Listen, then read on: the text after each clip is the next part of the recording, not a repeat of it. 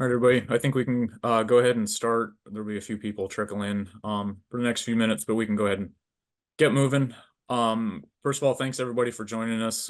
This is one of our winter big game meetings that we're doing through Zoom. This is I believe the sixth year, because Pat and I did that one in like 2019. So yeah, these have kind of become a tradition for us that we tend to get pretty good attendance. So and I recognize a number of names that have been to these in the past. So so thanks for attending. First things off, my name is Luke Meduna. I'm the big game program manager. I'll kind of be your main host tonight. If we get some other questions we've got a number of Game and Park staff that have joined us that if they can be of if they can be of help, we'll try to get you the expert in the field if there's other questions that go outside of my expertise. We also have our director, Tim McCoy, and I think I saw our deputy director, Jim Swenson, on here as well. So we've got our Game and Parks administration. We also have Alicia Harden, who is our wildlife division chief. I know Pat Malini, our wildlife management section assistant administrator, as well as Kent Fricky, who is our research and inventory assistant administrator. A number of our there's some of our program managers. Sam Wilson handles carnivores. Dusty Shelbitsky with depredation, and then a whole host of our wildlife staff is here. So it's good to see all the input we get tonight will be going. There'll be a lot of ears. We also I guess I can get my presentation started because I tend to ramble on and cover some of the stuff I have on slides. Hang on just a second. All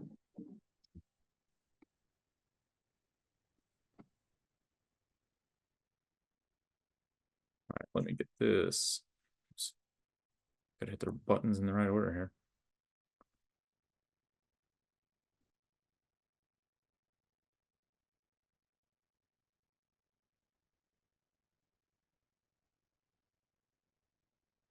There we go. All right, just a quick bit of Zoom instructions here. Here's if you need to, we'll try to keep everybody muted just so there's no interference. Later on, if we get to some questions and we need to explain it, we can have you on mute. It also typically helps everybody's bandwidth if we just keep video off. It makes it flow a lot better. The chat is the place that we typically use for all the questions and comments. You enter it down there and then hit enter and it'll go in. Oh, no. So, and if you need to change the view, most of the time when we're doing the questions, it'll be like this, but sometimes if it gets focused on one person, you can toggle it to the right way there if something's not right. So our basic format here, the primary focus is going to be big game, deer, elk, pronghorn, and turkeys, and a little bit of bighorn sheep. I actually don't have any slides, and Todd's not going to be here tonight, but we can try to cover any bighorn sheep questions you might have. I have quick slideshow in parentheses. It's going to be half hour, so I'll try to get through it quick because really this is your meeting, so we can get to your questions and comments there at the end. Everything that goes into the chat will get included in a packet that goes to all of our agency administration and commissioners at the end of our process here. We have 10 in-person meetings and 2 virtual meetings, and all of the comments and questions received at all those go into a packet, so everybody has got access to it. That's part of what we review to try to identify issues across the state. So that's it. Just know that everything you type in there will get seen and heard and evaluated. And here we'll go through and I'll try to answer all those questions as best as I can. We have one basic rule, and that's just simply be respectful. And we'll get along great. So yeah, we'll try to work through the questions and all that. Like I said, you submit the questions and comments, and I'll work through that list. Yeah, and like I said, I get ahead of myself in some of my slides. And sometimes it's hard to type out exactly what it is you're trying to say. And if you need to unmute and you want to say it, you can sure do that and we can figure it out. But just going through the comments and the chat has worked really quite well for this meeting format. Just as an overview, our big game management goal for Nebraska is to manage big game populations at levels consistent with social and biological carrying capacities and provide opportunities for aesthetic enjoyment in hunting.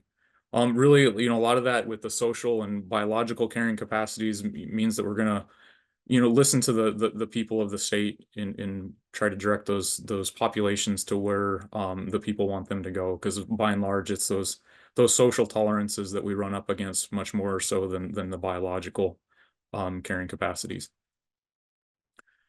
Our decision-making process and input.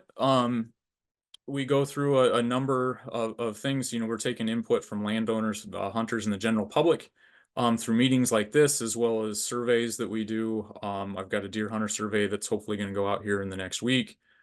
We also take comments and other input, whether it's, formal comments at a commission meeting, all the way down to, running into a neighbor at the coffee shop or at the gas station and says, hey, I'm seeing X. We try to take in input as many different ways as we can. And then we try to, I guess, kind of coalesce that, from the local level all the way up to the statewide level with each of our biologists and all that. We also look at the biology of each of our wildlife species. We'll look at, things like the age structure, of the bucks and bulls that we're harvesting. We try to look at the male to female ratios, the female to young ratios, just so we can kind of understand those populations. We also utilize research results when those are available. We don't always have, there's not always specific research for each species going on all the time. As much as we'd love to have 500 deer, elk, and antelope collared every year, those projects are really expensive. And so we've got to try to prioritize those. But when we do have the research available, like in the past few years, we've actually done a fair amount of this research. We've got information on our deer and our pronghorn, as I've covered in some of the last research projects. But, when we can understand annual survival rates and more, cause specific mortality, those types of things, it sure helps us out in our management. We also look at disease and parasite prevalence, like with our CWD sampling that when we're monitoring around the state, that helps us know what's going on, as well as the EHD reports and a number of other things that tend to pop up. When we can identify any of those, it helps us in our management.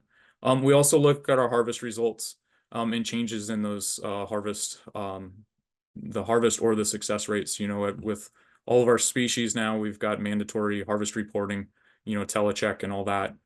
And the check stations, that data helps us evaluate how successful our hunters are. But, we look at those subtle changes. If success goes up, why did it go up? Does it, quite often that means we've got more of that species or different things like that.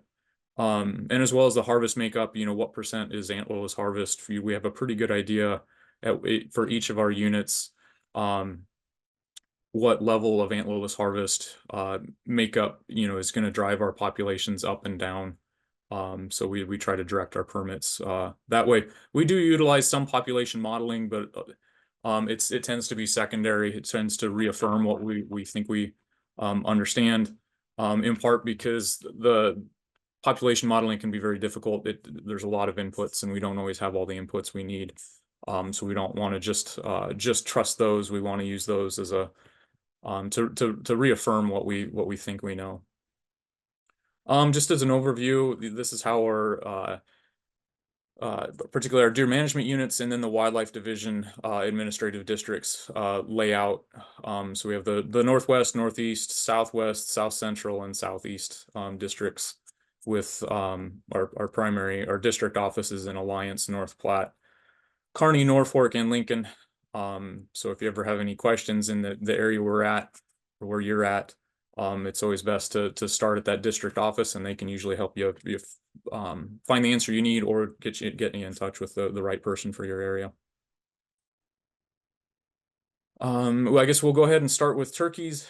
And I guess, like I mentioned, when you have questions or comments, please enter them in the chat as we go, and we'll get to them there at the end. So first off, for our turkeys, we've had some recent changes. These last couple of years, we've instituted mandatory telecheck, like deer for both our spring and fall permits.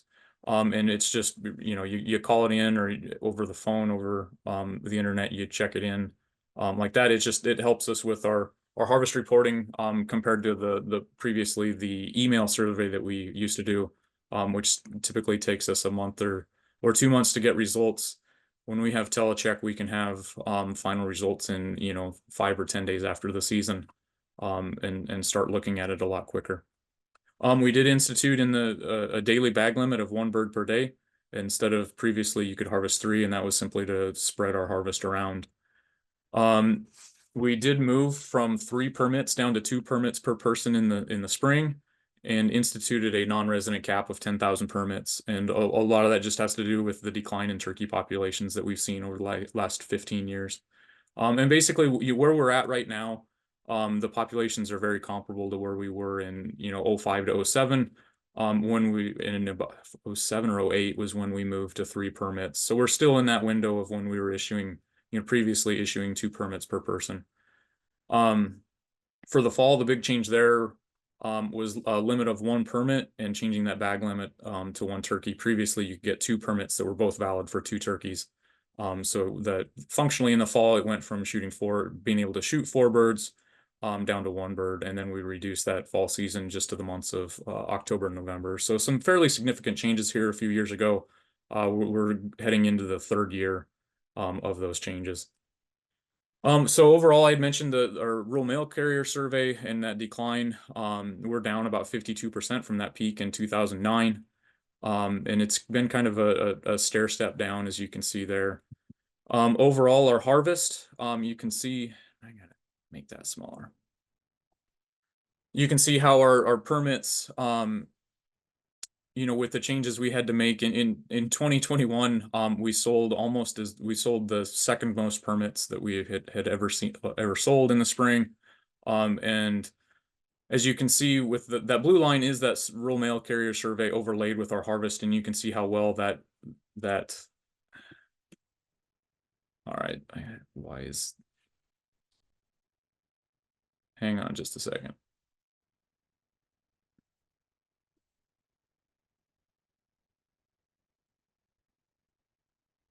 Yeah, try not to hit the annotate button. So anyway, you can see how in 2021 the harvest and permit sold was quite disproportionate to what it had been. The previous several years trend had been following our population quite well. And a large part of that bump was the fairly drastic increase in our non-resident permits. So that's where that restriction came from. Overall for this year, our harvest is basically even from last year.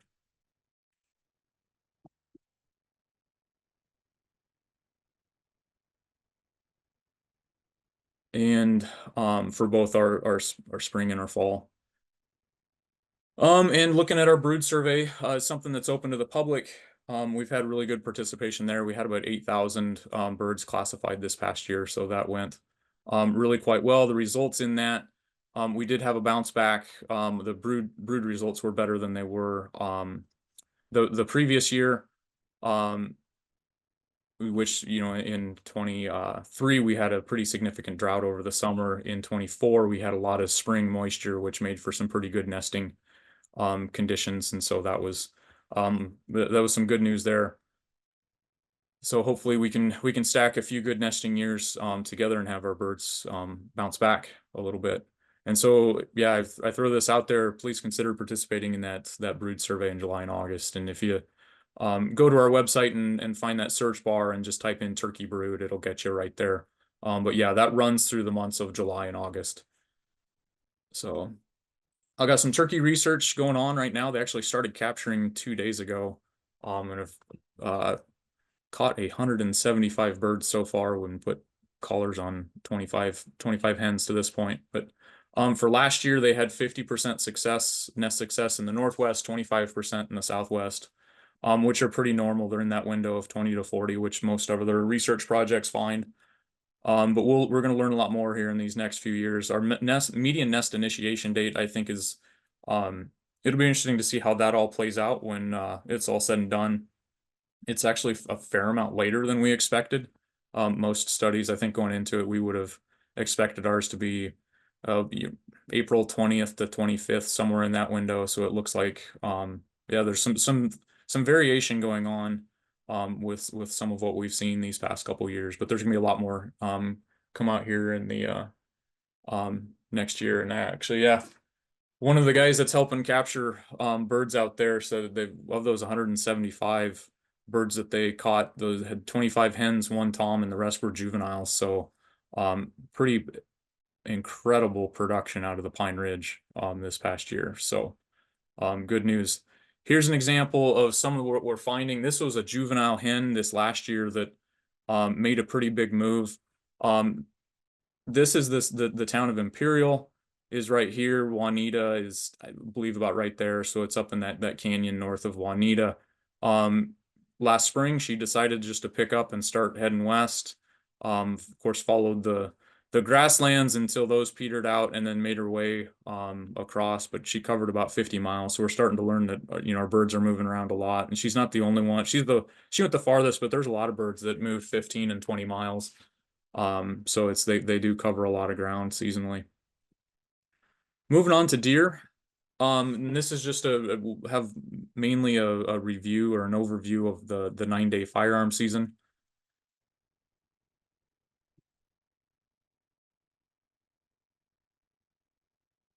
Hang on just to see.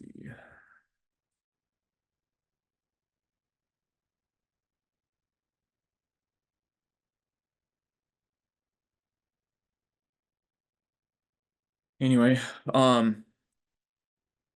so overall we had just under 28,000 deer checked, which is down about 2% from 2023 and down 25% from the 5-year average.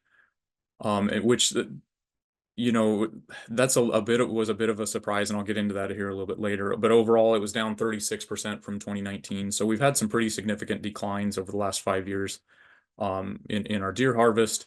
For mule deer, I guess the good news is that our mule deer bucking harvest increased about 9%, but that's still down 22% over the 5-year average.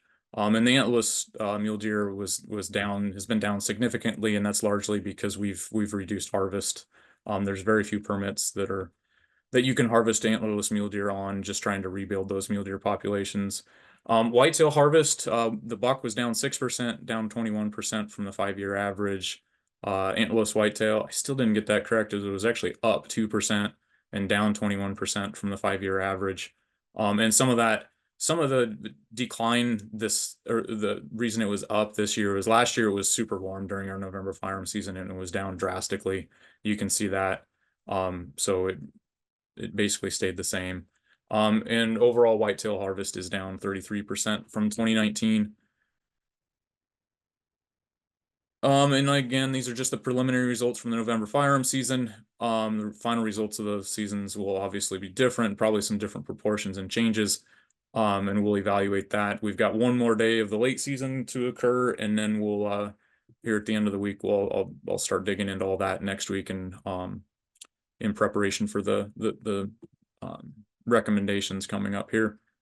Overall, statewide, our units varied. We had some units that were up. Like I said, mule deer harvest increased across many of those units. There's some units that were down quite drastically, so it's kind of all over the board looking at that. One thing to keep in mind, and like I mentioned earlier, the reason that it was a bit of a surprise that overall harvest was only down 2%. We did cut our November firearm permit quotas by 13%, and our antlerless only permit quotas were reduced 37%. And overall statewide antlerless tags, bonus tags, all of that were from 2023 were reduced by 45%, and we've got less than half of what we had for total antlerless tags since 21. So there were some pretty major changes.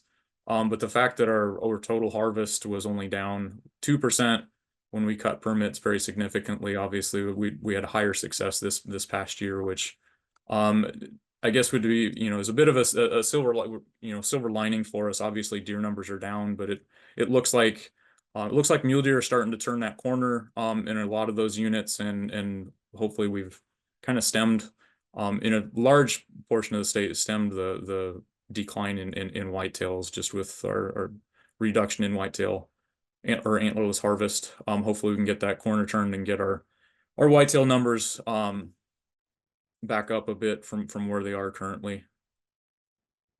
And then here you can see that change over the past few years. We've had a minor decline or a moderate decline in our either sex tags, which includes the buck only, but our antlerless only tags have declined. We've removed a lot of them across the state just to reduce that doe harvest and try to bolster those deer populations. Some preliminary buck results following the end of the buck seasons there at the end of December. Whitetail is only down 3% from last year, so just a very minor decline. But they're down 28% from 2019, so you know they're again, looks like hopefully we're kind of turning that corner. Yeah, and a lot of that's just due to we've reduced our whitetail antlerless harvest significantly these last couple years. The mule deer buck harvest overall at this point is up 26% from a year ago. It was up almost is over 1,000. Last year it was 4,500, and this year it's about 5,800. So there's a pretty significant increase, but it's still down 40% from 2017. And we've reduced our mule deer harvest significantly the last 3 years. So our mule deer doe harvest is way lower than what it was 5 and 8 years ago. So we should see those populations start to rebound.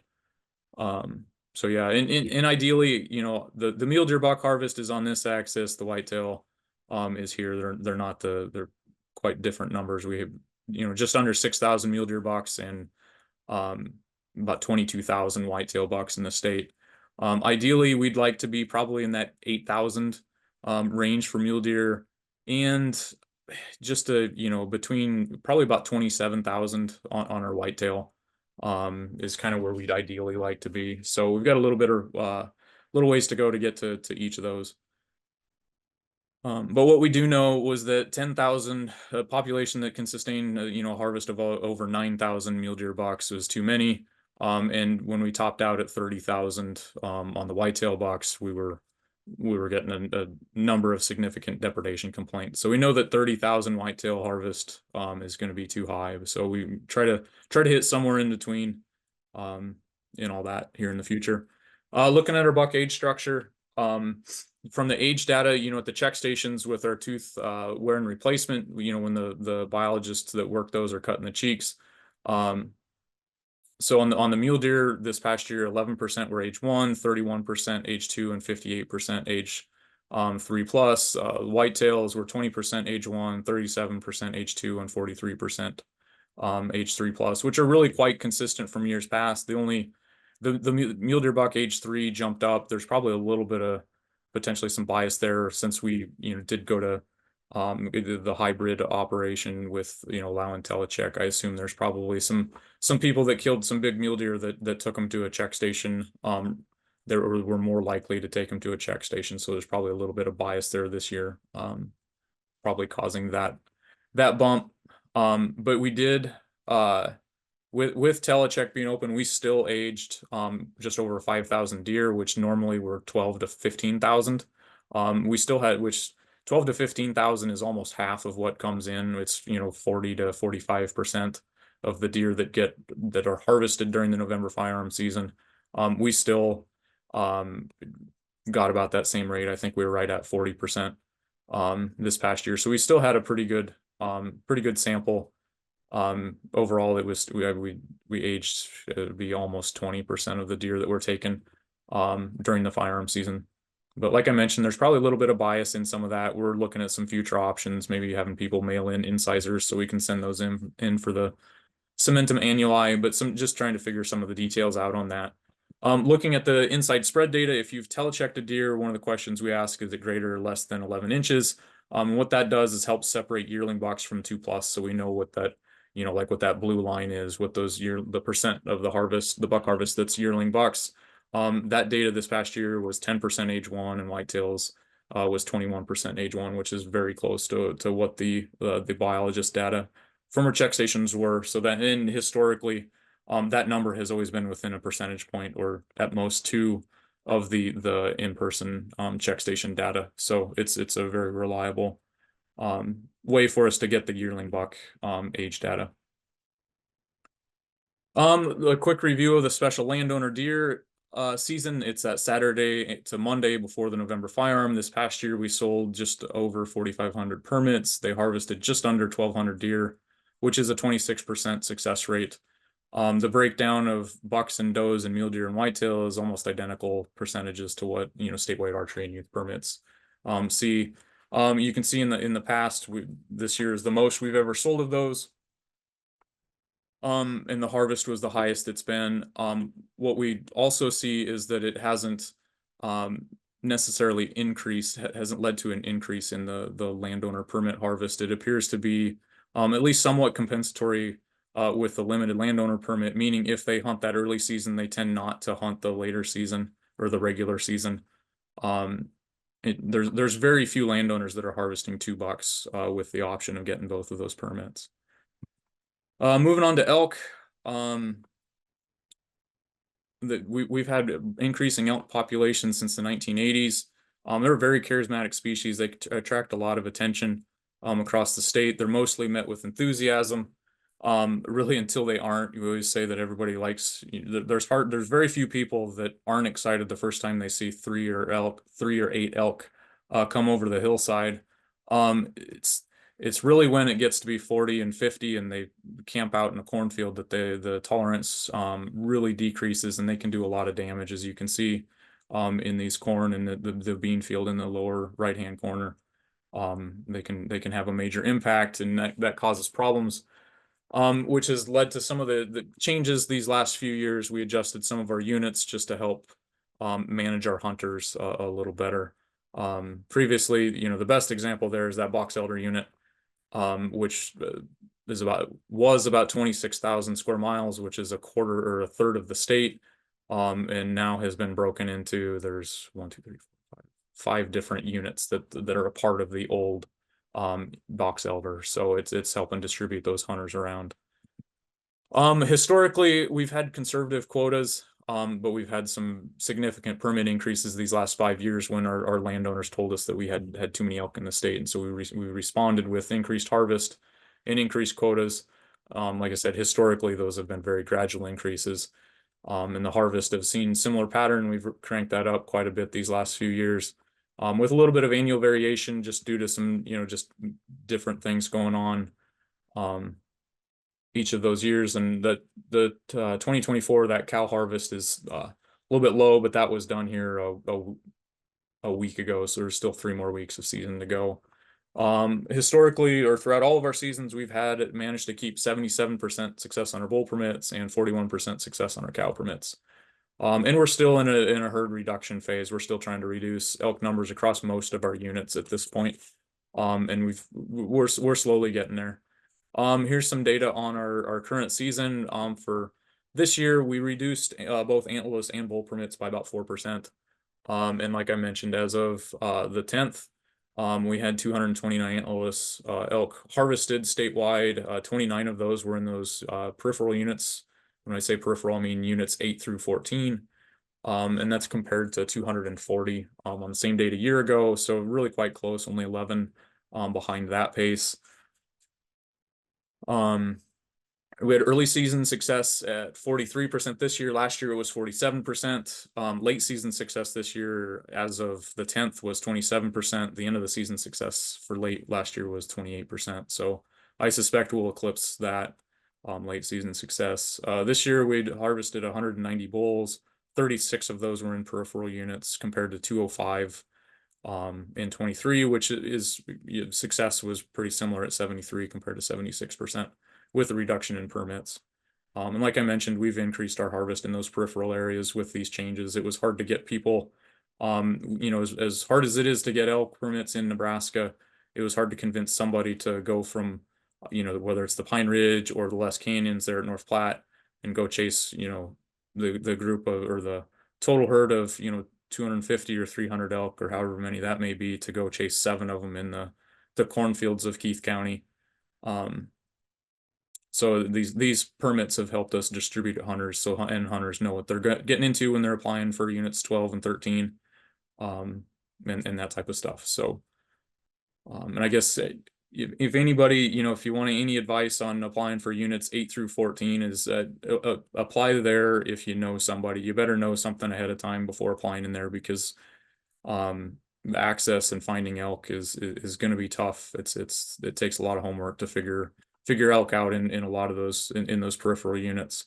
It's not something that you're gonna pick up in the couple months leading up into the elk season. Looking ahead, we'll evaluate the season, all the permits in the coming weeks. It appears that our populations are headed in the right direction. Looks like all of them are declining, at least to a certain extent. Some of those peripheral areas we're finding out more and more, or we're getting out more elk movement into some of those areas. And our landowners have done a great job cooperating and allowing access and helping us get harvest in those areas. We'll look at those bull quality metrics and adjust permits as needed there. And I don't think we've got any corrections to unit boundaries, but we do have some landowner zone additions, which we typically have each year. Looking at our elk research that we've got going on right now, we've got 161 animals collared so far, 109 cows and 52 bulls. And we will collar for the 4th year here up in the next few weeks in the southwest and northeast Nebraska. So far, our bull survival has been 70%, cow survival has been 78%. Hunting has been 72% of our mortality, which when we're in a herd reduction phase trying to harvest elk tells us that that's what we're doing. Those survival rates and that non-hunting mortality rates of 10 and 7% tell us that that's exactly what we're doing. We need to get into those ranges to be reducing elk populations. The other causes of mortality, we've had a couple that have been taken by mountain lions, a couple of disease and malnutrition issues, unknown, and an accident. I'm trying to remember if one was hung in a fence or hit by a car. I can't remember off the top of my head right now. But and those non-hunting mortality rates are actually identical to what was found in some South Dakota research here over the last 10 years. So that's kind of what we'd expect for the non-hunting. If we weren't hunting them, that 90% of the bulls would survive and 93% of the cows would survive annually. So yeah, those actual survival rates show that we're definitely reducing our populations. Some of the other stuff we're learning about them is that they've got a lot of variation in their home ranges, both seasonally and between the bulls and cows. We've seen that some of our bulls during the winter, will isolate and localize into very small home ranges. Some of them, 30 acres or less for a month at a time. We've also found that almost half of our elk have separate seasonal ranges, and those average 15 kilometers or 9 miles apart. So they'll cover a lot of ground. And this slide will show some of that. The one over here on the left is a bull that was collared over west of Llewellyn. This is Lake McConaughey. Here's I-80 South Platte River corridor. He came down, crossed the highway or the river and the interstate at about Brule, and then made his way across Perkins and Chase and Dundee County, and spent about a week of his time in Kansas, and then spent a good chunk of his summer over in Colorado. And then come this fall, in prep for the rut, he went right back and spent most of his fall up in this range chasing cows and interacting with some other collared elk that we had. So and that's 60 or 80 miles across there is what he covered just between summer and fall. Here's one. This is the Fort Robb complex, Wood Reserve back up here. Crawford would be right here. She's covered a lot of ground crossing Highway 20 and spending a lot of time up by Round Top, as well as up into the I guess this is Sowbelly Canyon. So that she was up into the grasslands north of what would be like Gilbert Baker and some of that area. So she covered a lot of ground. We've got another cow that spent a lot of her winter time over Crawford, again, would be right up in here, Box Butte Reservoir, just on the south side of the ridge, generally east of, I think it would be east of, no, that's the county line there. So yeah, hopping back and forth across Highway 2 and 71. And then decided to come down all the way down into Morrill County, west of northwest of Angora, to presumably have her calf. This here is um, Lake Minnetonka. So she covered a lot of ground and then went right back. So, and one of the other really interesting ones is that for last 5 or 8 years, we've had reports of elk north of Alma around Huntley. And but then when the come winter would just disappear. We always presumed that those elk spent their time in the river, in the Republican River drainage, somewhere like that. What we didn't expect is that elk was actually spending her winter up in the Les Canyons. This elk was actually collared just east of the North Platte feeders, south of North Platte. And then we caught her, and about 3 weeks or a month later, she picked up and started heading southeast and slowly made her way all the way over into this area, getting up actually even northeast of Republican City, and then coming back and localizing there around just north of Alma. And then this fall or this winter, November or December, picked her up, after corn harvest and went right back. We presume she'll make that movement again next year. So it's pretty fascinating what some of those elk are doing. They cover a lot of ground. That's from the farthest west to the farthest east, I believe, is like 95 miles is how far she went. And followed the same route back as she did there within a mile or so the entire way. So pretty fascinating.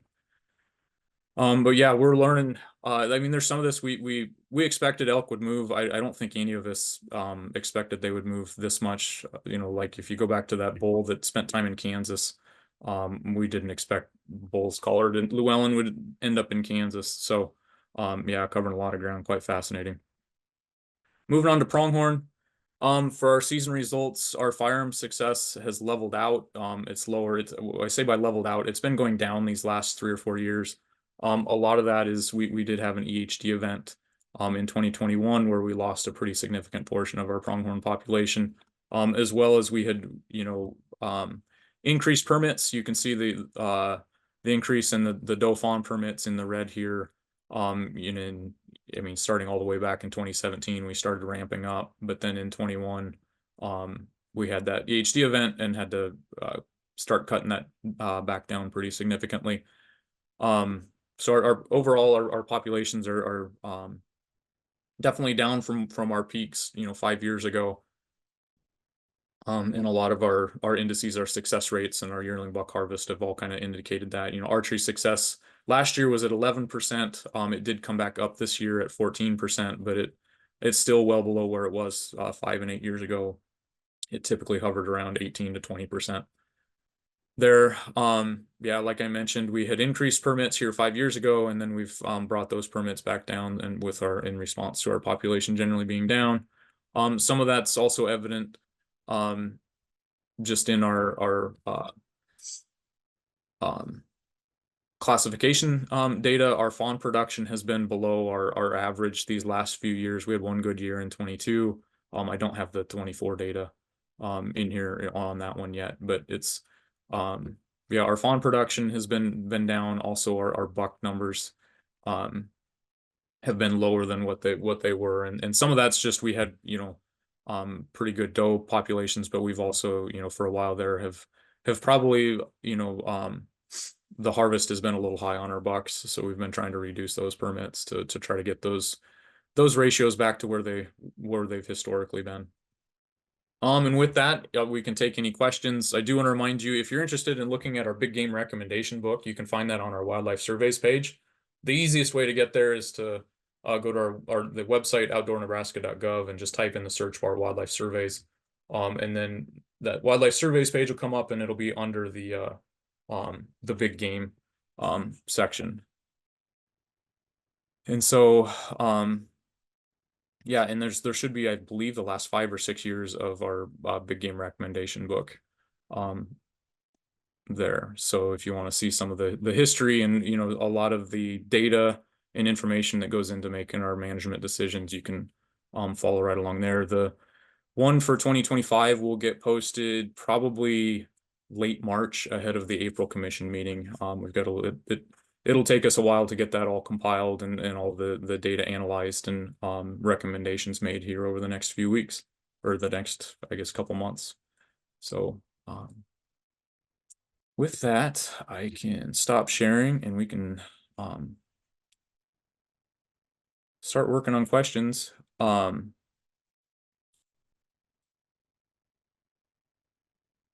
If any of you have questions, go ahead and type them in the chat and we'll work through them. Dan asks, we make the presentation available after the meeting. We will probably post our the recording of either this one or the one that was on Monday. Probably, I guess I don't. We'll see how. Hopefully, the recording quality works. I haven't reviewed them, but that's typically we'll post the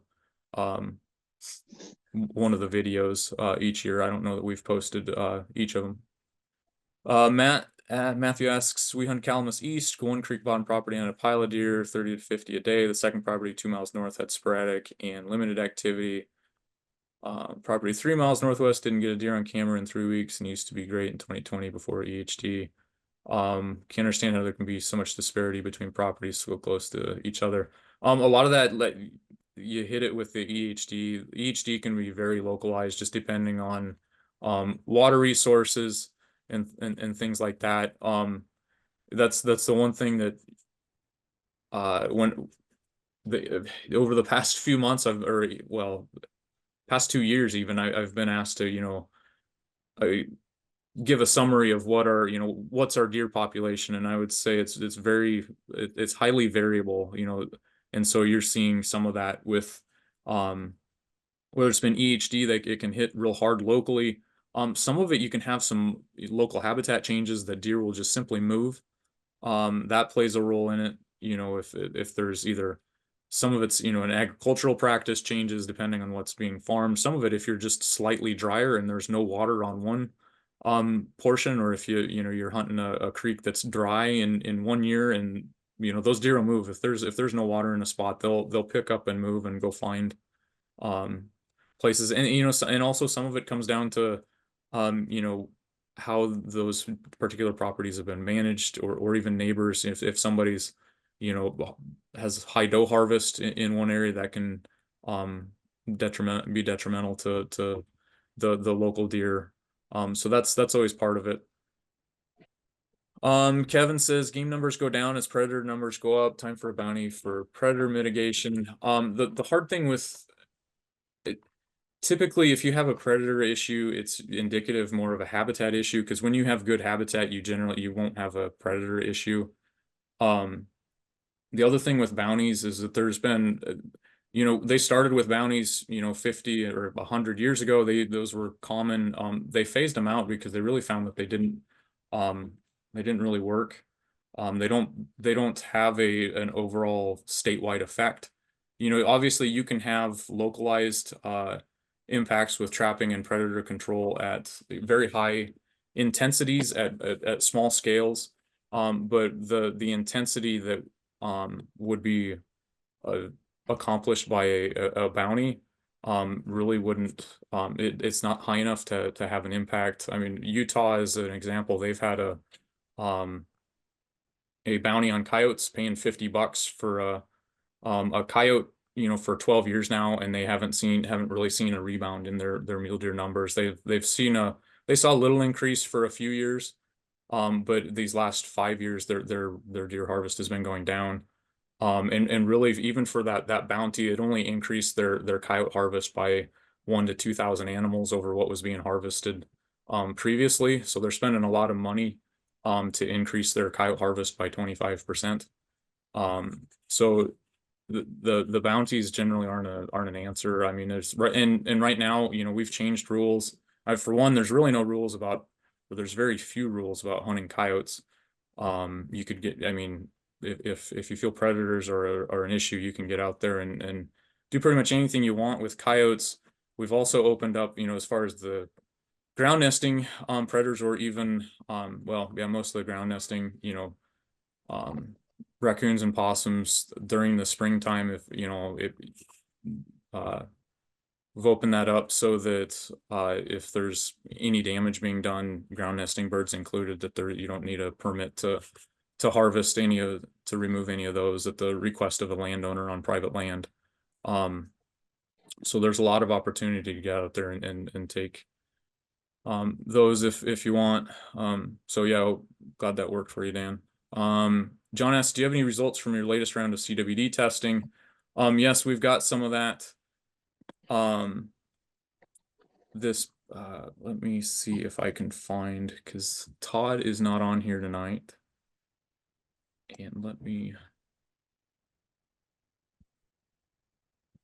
he sent me something this morning. Should have had that pulled up. So yeah, we sampled in the Elkhorn, Missouri Loop East, Blue Northwest, and Blue Southeast in Wahoo this past year. Elkhorn was 1.7% positive. Missouri was about 0.5%. Blue Northwest was 3.4%. Blue Southeast was 1.1%. Wahoo was 2%. And Loop East was the anomaly there at 15.3% positive. There's some stuff that we need to look at because some of those there are some oddities that kind of popped up that we're still kind of evaluating. All of those results are actually all posted online on our I should say the raw results. If you had a deer tested, you can get on our page and get to our CWD page. And those results by seal number. Everybody that had a positive was called and talked to and let know. Everything else was negative on that.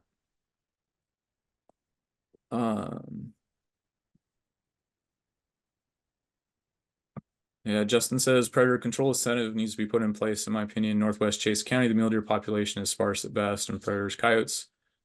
Even a mountain lion frequented my cameras more than deer, and the habitat is good in this area.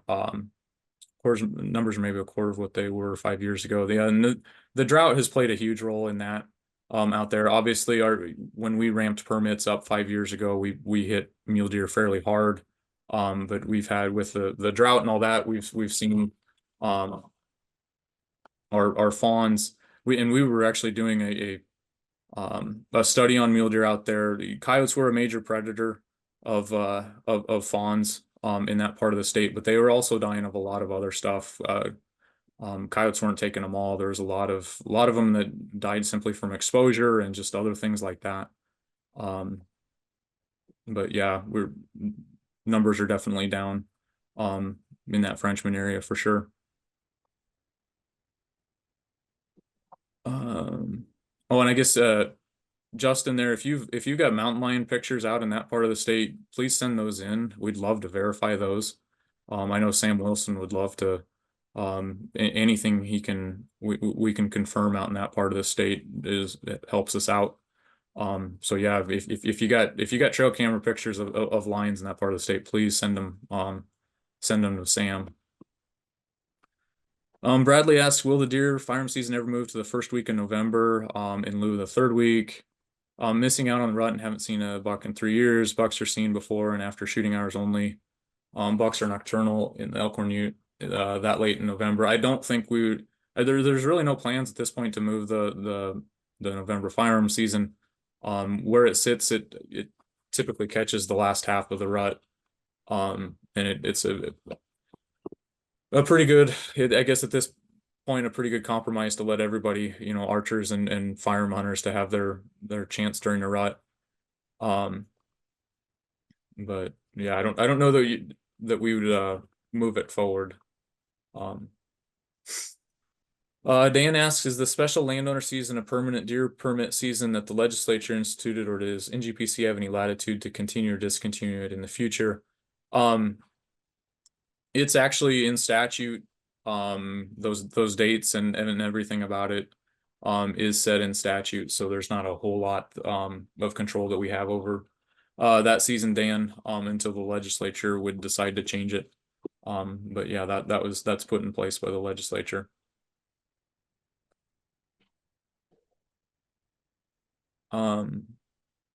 Larry says a bounty doesn't have to be a big number per animal. We'll get a lot of interest. Might need to try it. Yeah, it's something to think about. Let's see. Justin says, "Oh, you sent your flying pictures to Scott." Okay, yeah, good deal. Hopefully, we can get something looking at that. Um, but yeah, and typically in that country, um, lions are going to be moving through. I wouldn't expect there's not much habitat out there in Chase that's going to hold lions permanently. That's typically not what they like, a little more cover than what you all have got. Um, Brad asks, what are your thoughts about dropping the antlerless only seasons in January and letting the population grow with the impregnated does?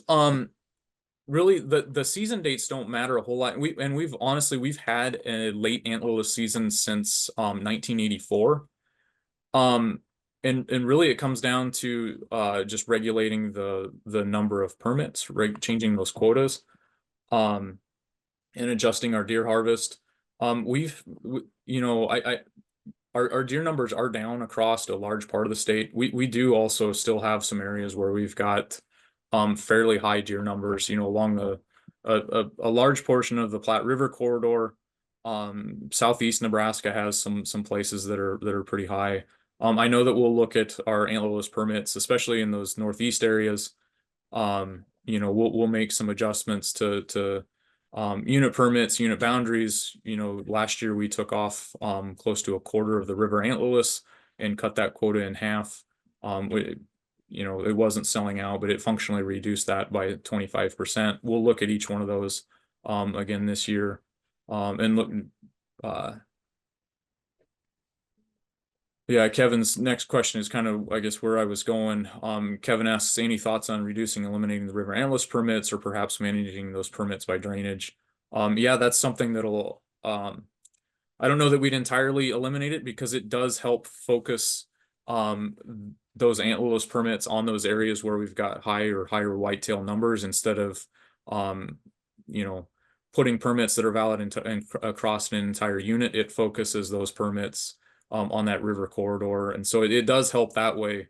It helps protect those areas outside of those river corridors from excessive permit numbers or antlerless harvest in areas that may not need it. So they do function to help that way, but I'm sure that we'll look at, um, yeah, I mean, it'll all be on the table, as far as, you know, trying to get the antlerless harvest where we want it. Um, you know, I'm sure there'll be some areas that get removed.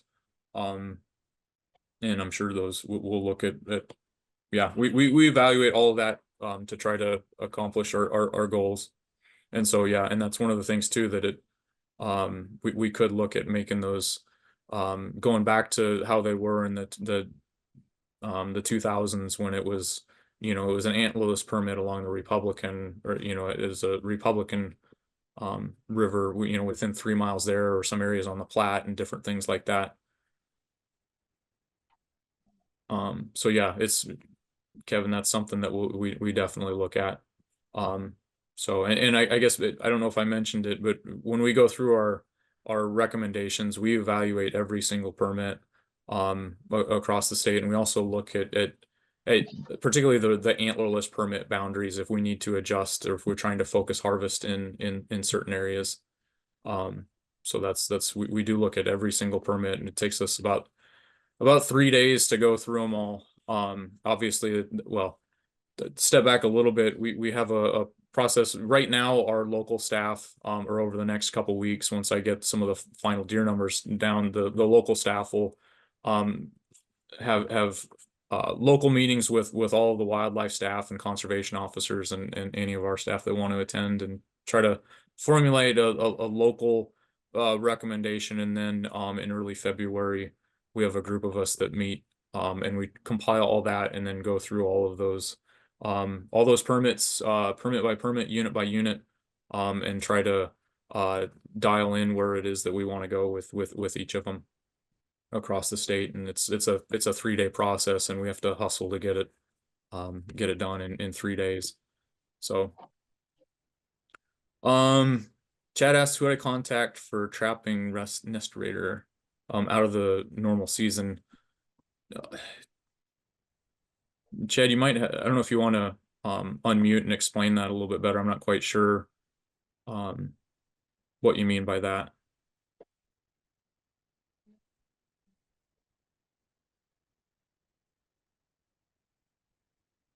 So, because there's no permit that's required, you can just go trap it and remove it, if you want, Is he or some. looking, is he looking for a trapper maybe, or trapper list? I don't know, or something like that. Is he looking for somebody to come do it maybe?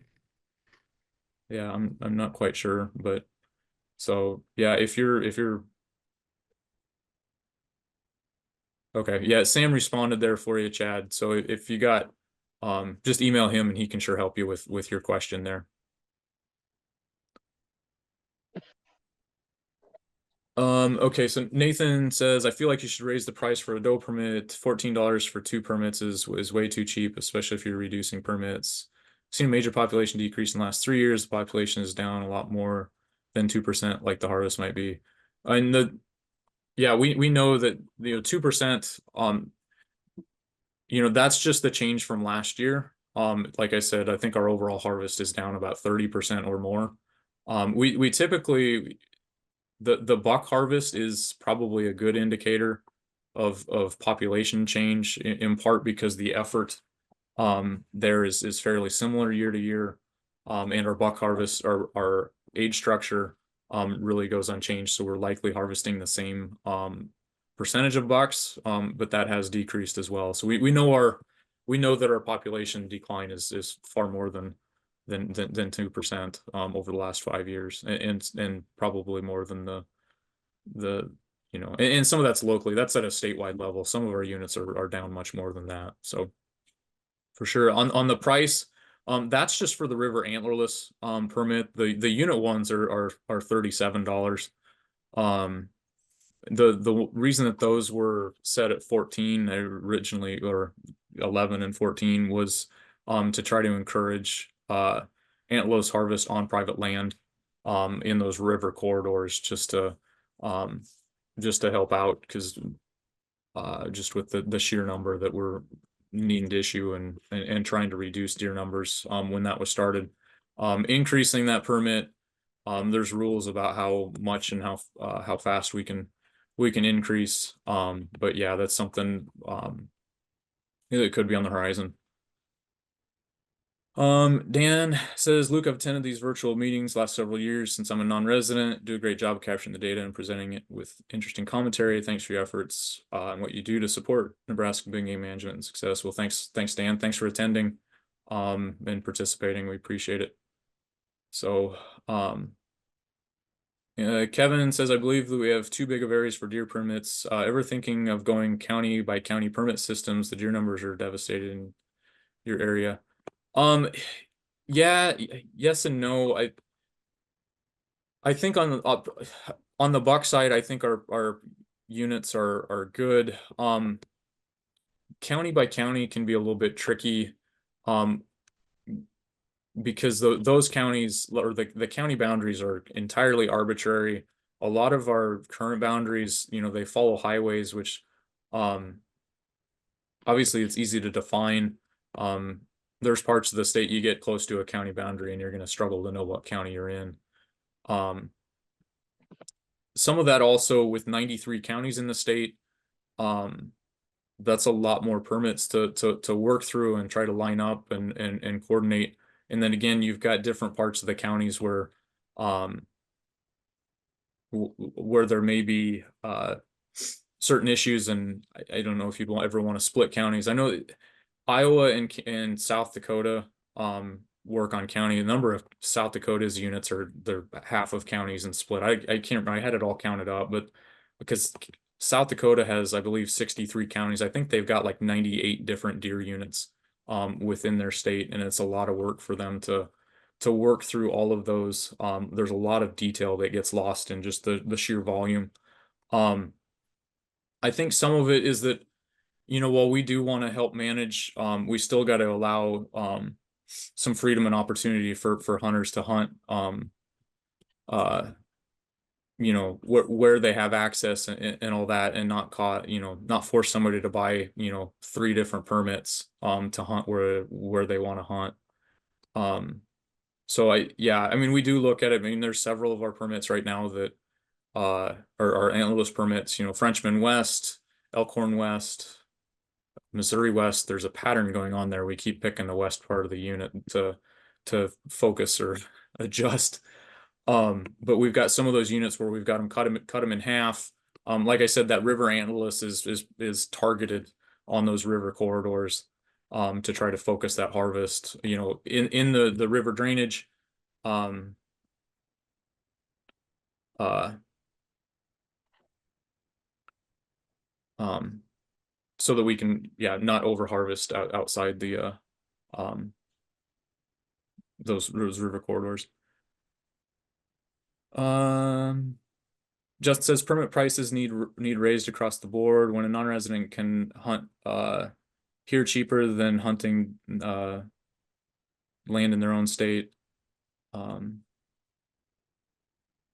Yeah, we did. I mean, we raised our non-resident permit price. Yeah, I don't know that there's any places where a resident is hunting cheaper. Maybe you've got an example there, but our non-resident permits were raised a couple years ago. That's something that's being looked at here at the beginning of looking at it's another permit increase. But yeah.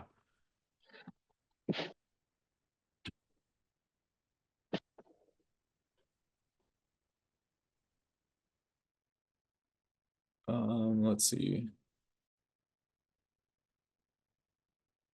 Oh, just says also believe telecheck needs removed from rifle season.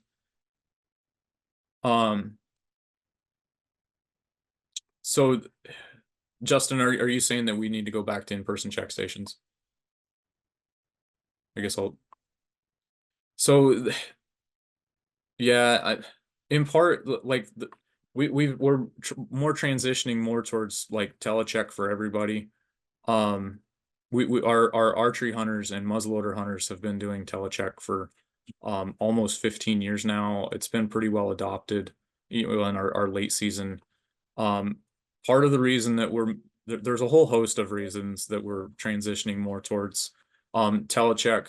For one, we started doing a GIS analysis and found that a significant portion of the state was having to drive over half an hour to get to a check station, and a like 15 to 20% of the state was over an hour to get to a check station. Particularly like the Sandhills, the check station density out there is very low. We know that there's probably a number of deer that aren't getting checked in at check stations during that time just due to that burden. The other side of that, and we've had hunters asking us to transition to telecheck for a number of years. Following 2020, those requests really amplified. In 2020, when everything was closed, we went to telecheck on really short notice, and everybody adopted that really quite well. Actually, the number checked during the November firearm season in 2020 was higher than 2019 and 2021. So we had really good participation in that regard. The other part of it is that following COVID, our turnover for our check stations has increased dramatically, meaning that we have check stations operators that are quitting on us. A lot of times it's always been at convenience stores or different things like that, and convenience stores are having a hard time finding staff to operate those, and so they're not wanting to participate.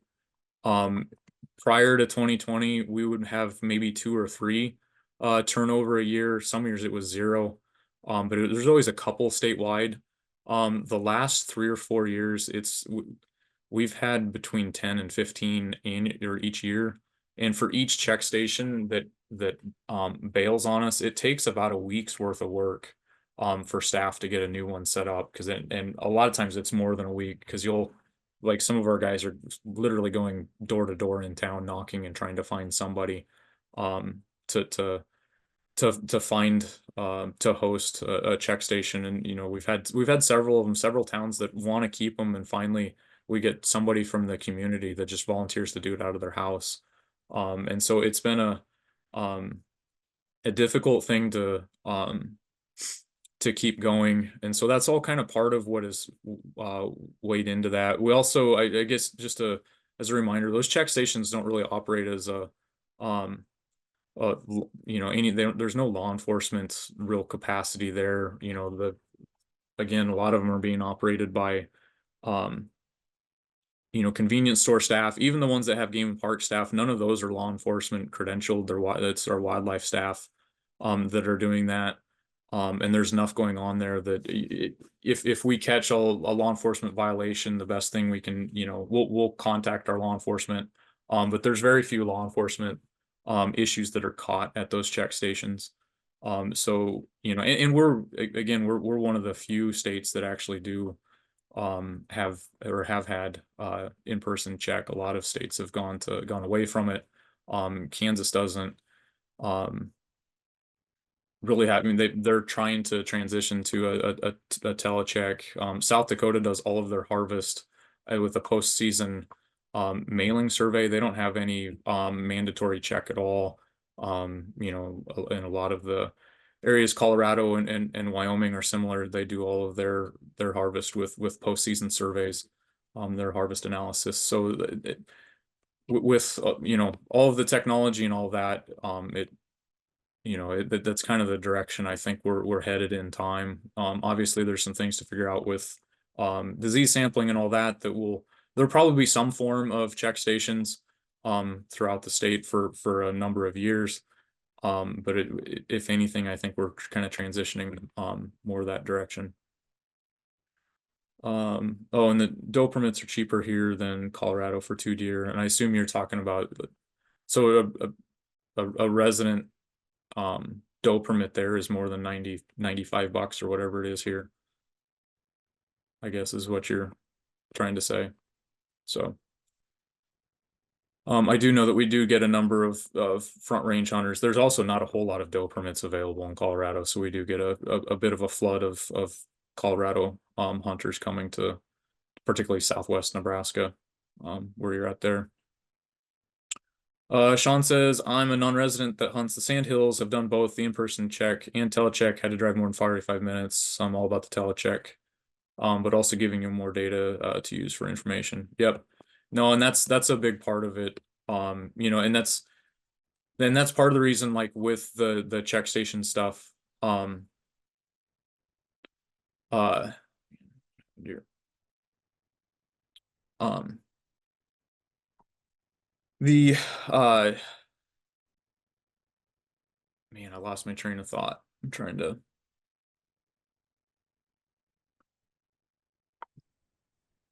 Yeah, I can't remember where I was going. The hunters give pretty good data to us through the telecheck Yeah. internet rather than what we were getting from some check stations, I think is what. Yeah. Yep, that's part of it.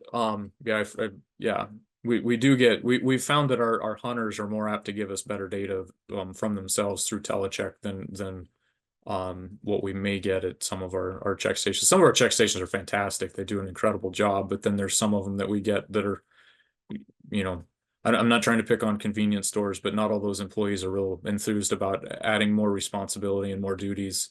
And last thing they want to do is go look at a dead deer in the back of a truck and deal with all that. So there's some of those places that we get poor data at best.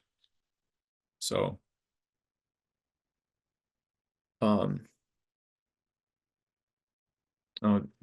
David commented on there, as long as you don't raise the price for a non-resident landowner, that's tough enough to go back during the season. The non-resident landowner in statute is set at half of what the non-resident permit is. It's a half price and guaranteed permit. So that, yeah, if the non-resident permit goes up, then the non-resident landowner will go up too.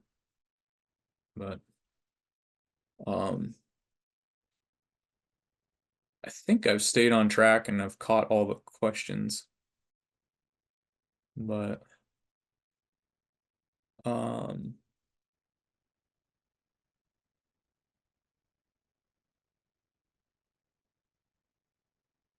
yeah, if I believe, well, you all got an email from me, or it came from my email address. If there's questions that you have that pop up, or if you want to send me an email, you can sure do that. If there's other stuff you think of,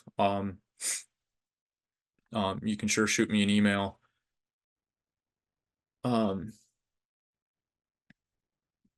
But yeah, no, that's yeah, anything. Oh, it won't pop up.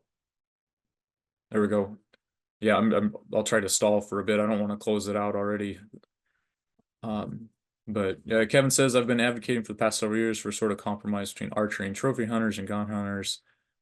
In regards to the argument of moving the gun season back out of the rut like Kansas and Iowa does, while blocking it up December may be too big of a suggestion. I have advocating for backing it up just 1 week. For example, this upcoming November, instead of having the season be the 22nd to the 30th, overlaps with Thanksgiving week. Yeah, it's a bit of a struggle. I don't mean to make light of it, but I actually we had one of these meetings where that actually came up, and I had a grandma threaten me that she would hurt me if deer season was ever over Thanksgiving. It would complicate some things. There's that. I don't know. Yeah, it would be, like I said, I don't want to make light of it. It's one of those things where our seasons, the season dates aren't set for a biological reason. In all reality, they're set because that's where the hunters want them to be. And if it was a consensus of people across the state, and a very grassroots, movement coming from the hunters saying, but oh yeah, ladies can go shopping and men can go hunting.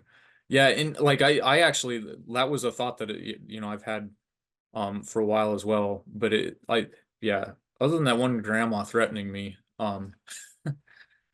but it's one of the, like with any of those season dates, changing something major like that, it really has to come from the hunters. And so that's, any of those movements or those changes really kind of have to come from a movement that direction.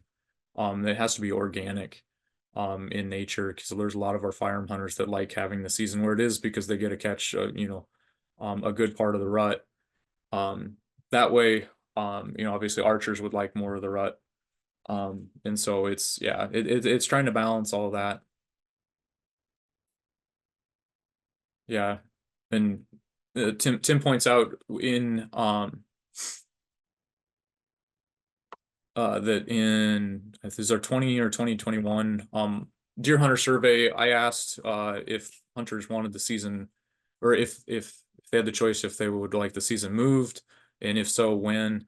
And the results from that, from our resident hunters, 68% of them wanted it to stay where it was. 18% wanted it later, and 14% wanted it earlier in the year. When you add the non-residents, it's about 72% wanted it where it was, and I think 17% later and 12% earlier. So there's opinions across the board, but by and large, a large majority want it to stay where it is. And look, our landowners have preferred that it stays where it's at also for Yeah, those. yeah. When we've asked landowners, and there's also been questions about making it a 16-day season to spread out the pressure, and our landowners have been very adamant that we keep that season as short as necessary. Let's see. Kevin says, have there been any thought on issuing more mountain lion permits to help out with the deer population? I can let Sam chime in on this, but we did increase our lion quotas very significantly for this year. Yeah, so we had those talks, I guess, for sure, Kevin. So, as an example, the limit in the Pine Ridge previously was 4 total lions, and we tripled that or doubled it, I guess, for an increase up to 12. And then in the Niobrara unit, we went from a 2 limit with a 1 female sublimit to a 4 and a 2, so we doubled that one. And then we also opened up the Wildcat Hills unit. And so we ended up this year offering 1,520 permits and issued 990. So just so people know, we've harvested 12 cats so far. The Niobrara unit closed with 3, the Wildcat Hills unit closed with 3, and then the Pine Ridge unit is at 6 right now. So yeah, we definitely had discussions on upping lion harvest, in part because lion numbers were higher, but also deer numbers were down, and then social tolerance was down. Yeah. Thanks, Sam.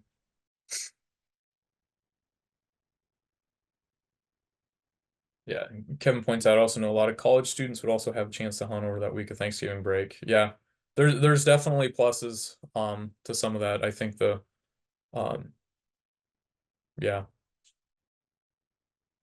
Cody asks, any consideration on limiting the firearm season to 1 buck tag only and not 2? It's definitely something from a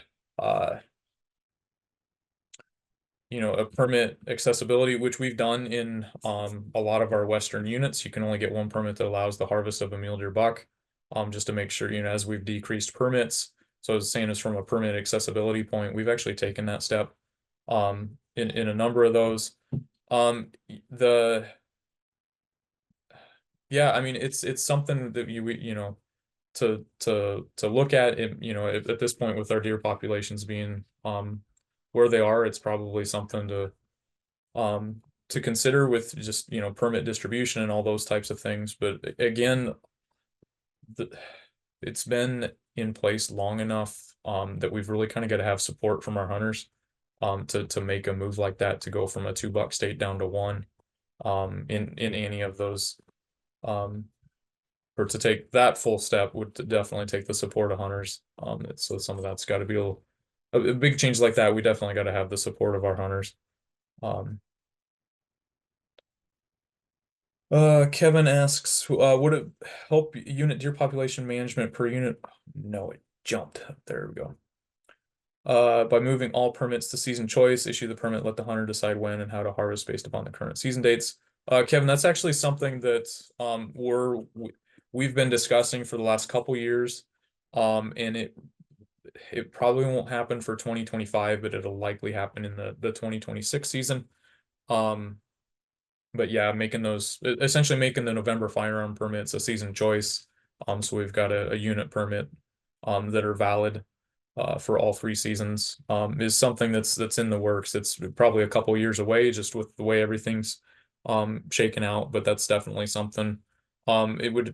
That would also help us to balance some of the use of those statewide permits and all of that, like that, particularly like that statewide whitetail buck. So yeah, that's definitely that something that we're working on, Kevin. We know that there's been a lot of those permits that have been season choice, like that statewide whitetail buck, and even the MDCA permits that are now functionally a season choice, have been very popular for those reasons. It gives hunters a lot of latitude when to hunt.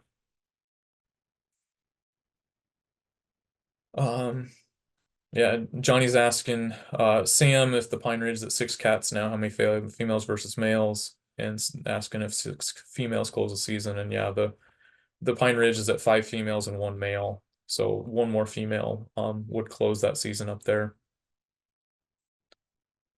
Nathan asks, is the caller information on lions, elk accessible to the public? Not at this point. Like once it's published in the research, it's available that way, but we really can't publish that with hunting seasons and all that going on. There would be some significant ethical issues as far as collaring and all that to share that information that could possibly aid in a hunt, and so we don't want to influence it that way. So yeah, it like the results and some of the data is available after, through the publishing of the results. A lot of that research, it belongs to those researchers as well as the agency, and so we've got to be cognizant of that it's that we're not stepping on researchers' toes there, that it could, because you publish all those details and other people could scalp it and use it for other research that they don't have anything invested in. So most states are very protective of the caller data.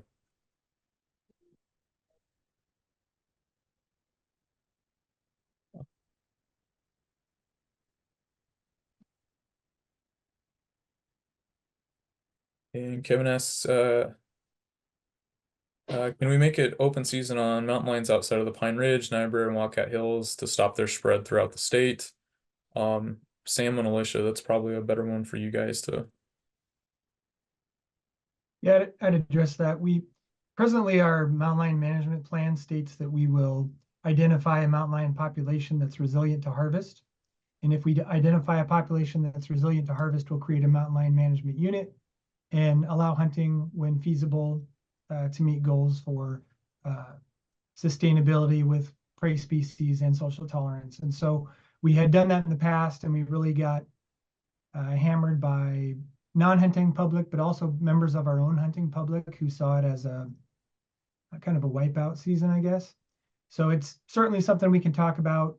We would have to make changes to our management plan. Yeah, thanks, Sam. Yeah, and that management plan is that, those are always written in conjunction with a lot of input from the public. And so it's, we can't just manage wildlife for the desires of one group. We've kind of got to try to encompass the input of everybody within the state, and mountain lion management is a very delicate and sensitive issue across the state on both ends of that spectrum. So it's yeah, there's a lot that goes into it, and that's a tough job that Sam has to try to balance all those voices.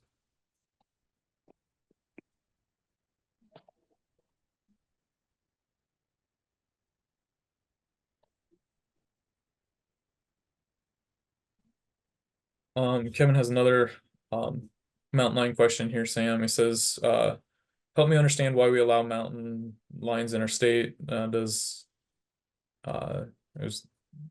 there any benefit of having them?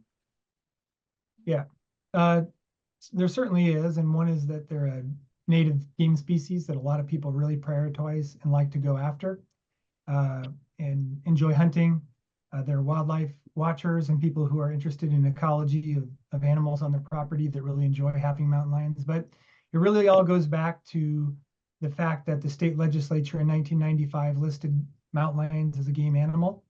And that basically showed the commission that we needed to manage them as a game animal like we do all other game species like deer and elk and turkeys, which can include a hunting season when it's appropriate, which has been the case lately. And so we're really trying to find a balance to manage them like we do numbers with deer and elk that could be at higher numbers, but social tolerance mandates that they be managed at a level that people can live with. And so, yeah, it kind of comes down to the fact that they're a game animal under state statute and an animal that many states, all 15 Western states have mountain lion populations and have shown that they can live with them and they have some benefits for their state. So.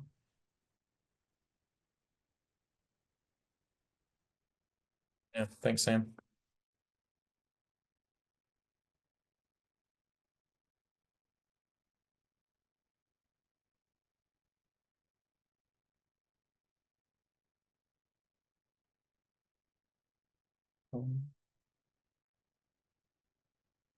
Yeah, I guess barring any other questions coming in, if you've got anything, sure ask them. We've got a little bit of time yet.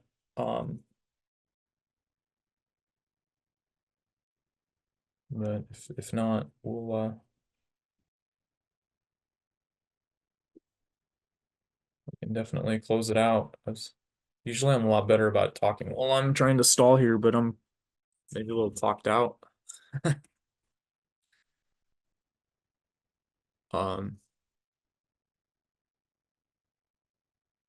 yeah, no, again, I just want to echo, I really appreciate y'all joining us tonight. And yeah, David says thanks for putting these on. Thanks for joining us. Like I mentioned, these are really your meetings. We want to get the input and get these questions and from you all and try to again manage wildlife for everybody in the state. It's a difficult task taking on all these voices, but the more we can hear from you, the better off we are. So yeah, again, thanks for joining us. And like I mentioned earlier, if there's something that comes to you afterwards that you're like, oh man, I should have said this, shoot me an email. And if you wanted to include it in the notes, say so.